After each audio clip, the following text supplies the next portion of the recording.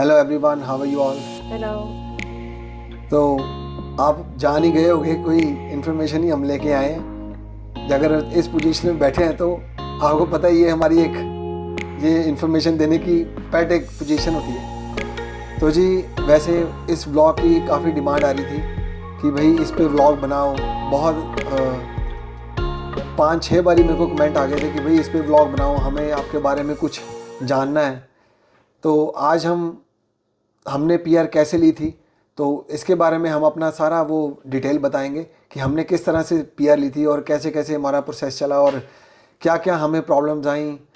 बीच में बहुत ज़्यादा प्रॉब्लम्स आ गई थी, वो भी हम आपसे स्टेप बाय स्टेप सारी शेयर करेंगे। और हमने क्या किया, किस तरह से अपनी पीआर ली और कैसी क्या हमारी जर्नी रही पीआर लेने की सारी, तो वो हम आज आपसे शेयर करने के लिए आए हैं।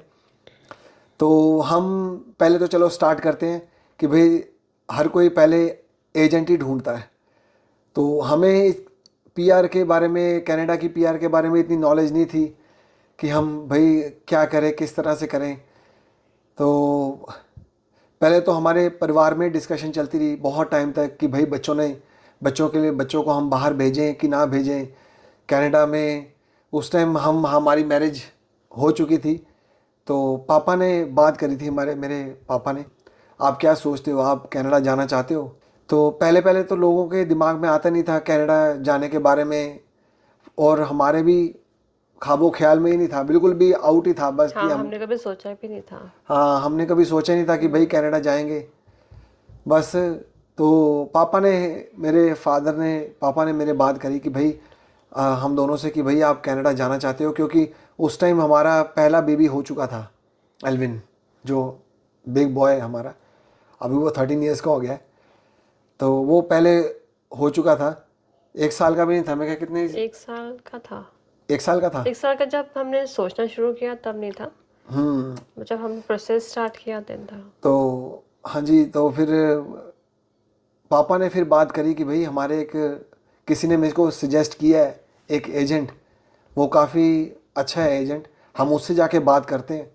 तो एक बारी चलो इन्फॉर्मेशन लेते हैं एजेंट एजेंट मतलब एक बारी इन्फॉर्मेशन लेते हैं एजेंट से जाके, फिर आप आगे का प्रोसेस उससे समझ लेंगे, फिर हम डिसीज़न बनाते हैं पक्का कि भाई क्या आपको कनाडा भेजे कि ना भेजे।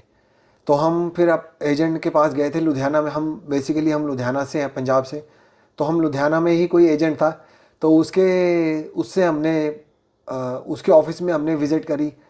तो उससे सारी डिटेल हमने समझी, क्योंकि वो भी एक, चलो एक किसी ने अपने नहीं, किसी ने सजेस्ट किया था। तो इसलिए हम उसके पास ही गए सीधा डायरेक्ट, और उसी से ही सारा प्रोसेस चलाया था। वो मैं आपको आगे बताऊंगा कि क्या क्या हमने प्रोसेस चलाया, क्या क्या सारी जो हम किस तरह से हम अपनी पीआर की फ़ाइल प्रोसेस करी, और क्या क्या हमने उसमें डॉक्यूमेंटेशन हमने की, और क्या उसका सिस्टम था कि क्या कनाडा वालों ने क्या उनकी डिमांड्स थी उस टाइम की। तो मैं आपसे सारी शेयर करूँगा। तो एजेंट ने हमें सारे हमारे चलो, मैं ग्रेजुएट था, मतलब बीए, बैचलर ऑफ कहते हैं आर्ट्स। तो वो कह रहा है कि आपका तो नहीं बन पाएगा, हाँ आपकी वाइफ जो है वो हम उनको फ्रंट पे रखेंगे कि हिमानी जो है एमए इंग्लिश है और एमबीए मार्केटिंग में की है, कि हाँ उनके बिहार पे हम आपकी फ़ाइल प्रोसेस कर सकते हैं। तो फिर हमने हिमानी को आगे रख के जी सारा सिस्टम अपना शुरू किया। जी, सभी को पता ही है कि आइलेट्स तो हर एक को करनी पड़ती है। तो उन्होंने हमारे बनाए थे कि अगर आप 6 ईच बैंड लेते हो तो इतने पॉइंट्स बन जाएंगे और हिमानी के स्टडी के इतने बनेंगे। तो ये सारा सिस्टम बना के उन्होंने कहा कि भाई, पर एक बात है कि हम आपकी फ़ाइल कनाडा की प्रोविंस है क्यूबेक, तो वहाँ से हम प्रोसेस करेंगे। तो अगर हम बाकी प्रोविंसेस से करेंगे तो उनके पॉइंट्स थोड़े ज़्यादा हैं। अगर ये प्रोविंस से ये मतलब क्यूबिक के प्रोविंस के थ्रू करेंगे तो उनके पॉइंट्स थोड़े कम है। हाँ, एक बात है, उनकी कंडीशन ये है कि आपको फ्रेंच करनी पड़ेगी, क्योंकि क्यूबिक में फ्रेंच चलती है। मेन लैंग्वेज उनकी, फर्स्ट लैंग्वेज उनकी फ्रेंच है ना। तो चलो, हमने उस टाइम भी जोश जोश में कह दिया कि भाई ठीक है जी, हो जाएगा जी। हमें लगा कि चलो ठीक है। वो उसने भी हमें कहा कि ठीक है भाई, हो जाएगा ये, ज़्यादा इतनी फ्रेंच नहीं चाहिए होती कि बस बेसिक्स आने चाहिए। हाँ बेसिक्स आने चाहिए। हमने भी कहा चलो ठीक है कोई बात नहीं, हम करते हैं शुरू।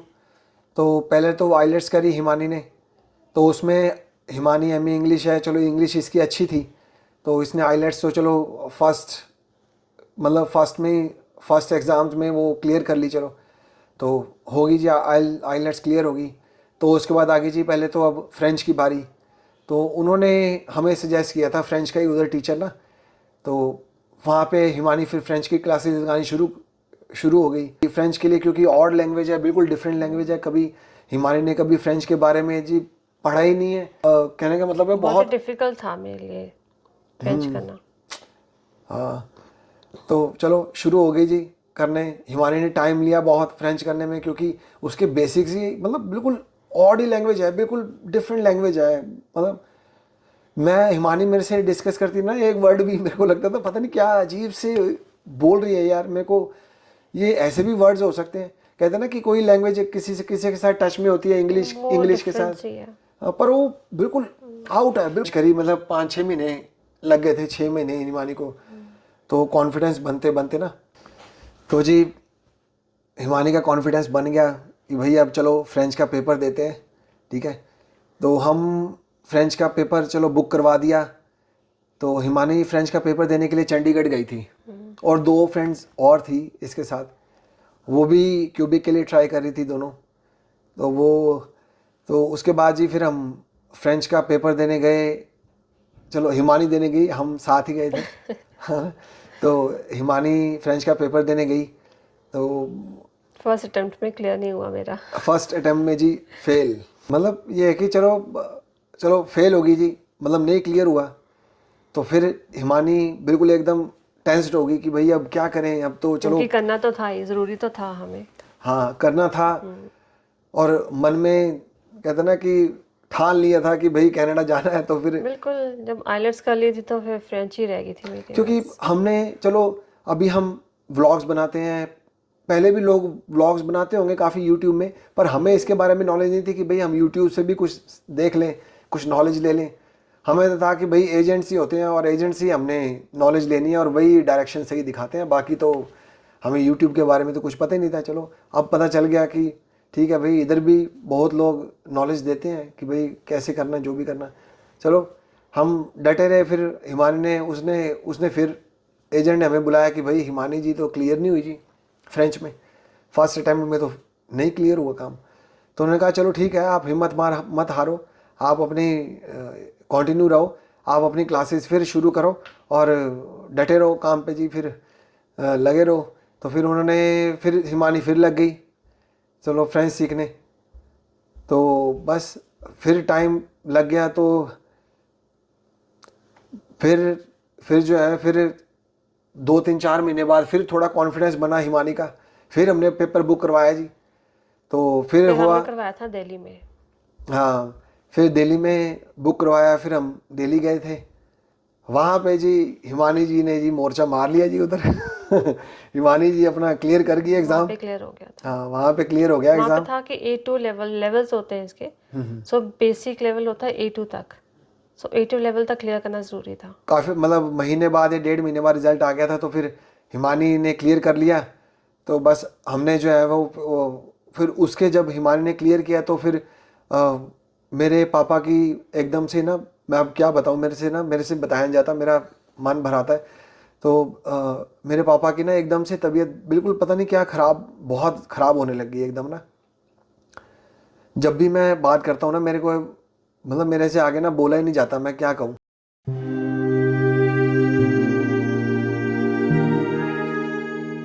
मतलब एकदम से उनकी इतनी तबीयत ख़राब होगी कि वो 3-4 दिन में ही इतनी हालत ख़राब होगी कि वो एक्सपायर हो गए वो।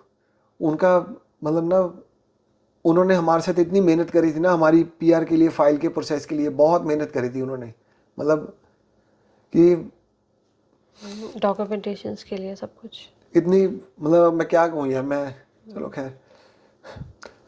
तो फिर एकदम से हम आउट हो गए, बिल्कुल एकदम सडनली एक्सपायर हो गए।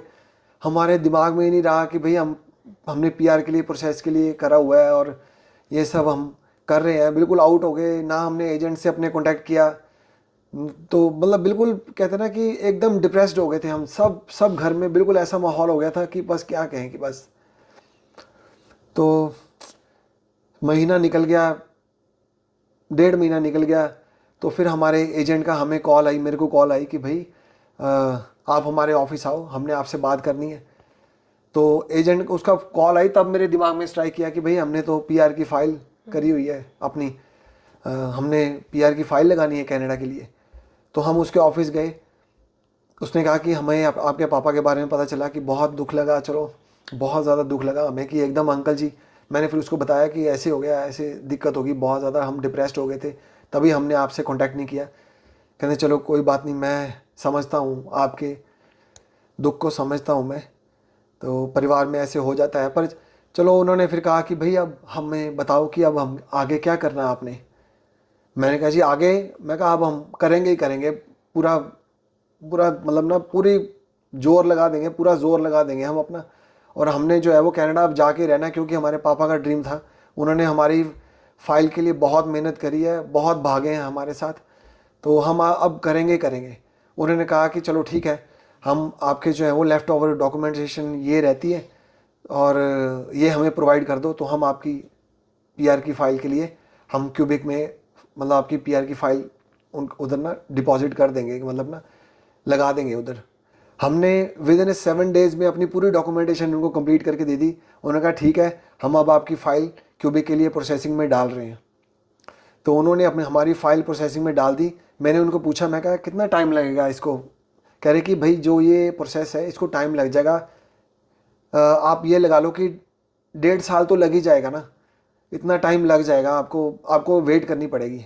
मैं कहा इतना टाइम लग जाएगा? कहते इससे ज़्यादा भी लग सकता है, तो आप वेट करो, हम आपको टाइम टू टाइम ना इन्फॉर्मेशन देते रहेंगे कि अब क्या फ़ाइल का कितना प्रोसेस हो गया, मतलब तो वो टाइम टू टाइम आपको जो है वो हम फ़ोन करके इन्फॉर्मेशन देते रहेंगे कि आपकी फ़ाइल कहाँ क्या प्रोसेस चल रहा है और क्या कितना टाइम और रह गया है जैसे भी।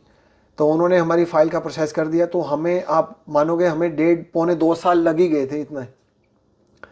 तो हमारा पहले मेडिकल के लिए आया कि भाई चलो वो स्टेप जो होते हैं कनाडा इमिग्रेशन के, जो वो कहते हैं कि भाई मेडिकल कराओ, पासपोर्ट डिपॉजिट करवाओ, ऐसे कुछ। तो फिर उस सारे प्रोसेस को सब कुछ मिला के हमारे वीज़ा हाथ में पासपोर्ट हमारे वीज़ा लगे हुए हाथ में आने तक का 1.5 पौने 2 साल लग गए थे, 1.5 पौने 2 साल लग गए थे हमें।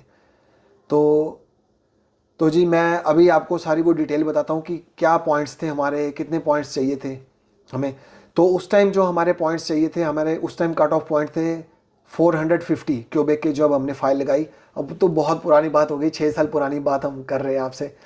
तो हाँ जी, तो वो 400 पॉइंट हमारे ऑलरेडी बन रहे थे। वो थे प्रोविंशियल नॉमिनी की क्यूबिक के लिए हमने अप्लाई किया था। तो वो 450 पॉइंट की डिमांड थी उस time, cut off point 450 point थे। तो 400 पॉइंट हमारे हिमानी के और हमारे सब परिवार के जो थे, हमारे सिस्टम सारा उसके बन रहे थे। और उन्होंने जो वो फ्रेंच थी उसके 50 पॉइंट्स दे रहे थे उस टाइम। अगर आप फ्रेंच में क्लियर करते हो, उसको ऐड करते हो, तो 50 पॉइंट्स उसके थे। तो इस तरह से हमारे पॉइंट्स इस तरह से बन रहे थे। तो हिमानी ने फ्रेंच की क्लियर करी, तब हमारे पॉइंट्स पूरे हुए, तो अब हमने जो है वो फ़ाइल करी थी। तो ये सारा सिस्टम था। एजेंट से अपनी फ़ाइल प्रोसेस करते हो, कोई रेलिवेंट एजेंट हो, कोई अच्छा हो, जिसका नाम हो अच्छा, जिसका रिप्यूटेड हो। हाँ कोई रिप्यूटेड हो अच्छा कोई ना, उसी से अपनी फ़ाइल प्रोसेस करना। आपके लिए इतना कर सकता हूँ कि अगर आपको कोई एजेंट की इन्फॉर्मेशन चाहिए होगी, तो हाँ मेरे इधर फ्रेंड है कॉन्टैक्ट्स में, तो मैं उनका नंबर आपको शेयर कर दूँगा। कोई, हाँ आप कमेंट्स में मेरे से पूछो, इंस्टाग्राम का हैंडल दे दूँगा, तो आप उसमें भी मेरे से इंस्टाग्राम पे भी मेरे को मैसेज करके पूछ सकते हो। तो जी ये थी सारी हमारी इन्फॉर्मेशन, कैसे हमने अपनी पीआर की फ़ाइल प्रोसेस करी। बहुत डिमांड आ रही थी कि भाई आप अपनी पीआर की फ़ाइल किस तरह से आपने प्रोसेस करी थी, कि भाई हमसे शेयर करो, सारी डिटेल हमसे शेयर करो। तो जी मैंने सारी अपनी पीआर की फ़ाइल की जो भी मैंने उस टाइम किया, या तो मैंने सारी आपसे डिटेल में सारी बता दी है, सारी उसकी डिटेल मैंने आपको बता दी है। तो होप कि आपके लिए ये बेनिफिशियल होगी, और मैं आगे भी इस तरह के व्लॉग लाता रहूँगा। जो मेरा कनाडा का सफ़र रहा है 6 साल में, या जो मैंने किया है वही मैं आपसे शेयर करता हूँ। मैं अपना एक्सपीरियंस हमेशा शेयर करता हूँ, मैं किसी से भी कॉपी नहीं करता। होप कि आपको ये व्लॉग अच्छा लगा होगा, और सारी ये डिटेल आपके लिए बेनिफिशियल होगी, और जिन्होंने कनाडा आना है उनके लिए बेनिफिशियल होगी। तो हाँ, जो मैं मदद कर सकता हूँ मैं आपकी करूँगा, कोई बात नहीं। आपको जो इन्फॉर्मेशन चाहिए मैं आपको दूंगा, आप कमेंट में मेरे से पूछ सकते हो। तो इसी के साथ इस ब्लॉग का करते हैं एंड। तो अगर आपको ये व्लॉग अच्छा लगा तो प्लीज़ इस ब्लॉग को लाइक कीजिए, कमेंट कीजिए, और अपने फ्रेंड्स और फैमिली में हमारा चैनल और हमारी वीडियोस प्लीज़ शेयर करते रहिए, और जो नए हैं प्लीज़ सब्सक्राइब ज़रूर करना। Thank you so much vlog को देखने के लिए। तो फाइनली करते हैं बाय, टेक केयर, या love you all, bye bye bye. Bye.